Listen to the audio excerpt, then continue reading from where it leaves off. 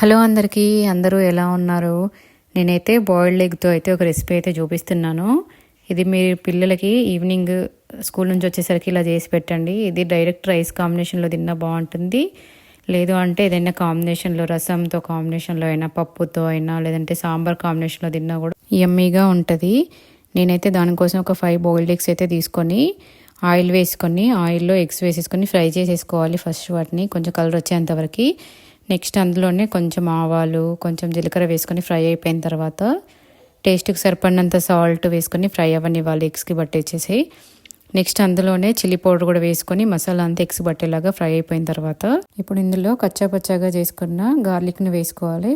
Curry leaves కూడా వేసుకొని మసాలా అంతా ఎగ్స్కి పట్టేంత వరకు ఫ్రై అవ్వనివ్వాలి. ఒక 5 మినిట్స్ వరకు. గార్లిక్ మంచిగా ఫ్రై అయిపోయిన తర్వాత కొత్తిమీర పౌడర్ కూడా వేసుకొని మిక్స్ చేసేసుకుంటే వెల్లుల్లి ఎగ్ ఫ్రై అయితే రెడీ అయిపోయింది. ఇది రైస్ కాంబినేషన్లో అయితే సూపర్గా ఉంటుంది.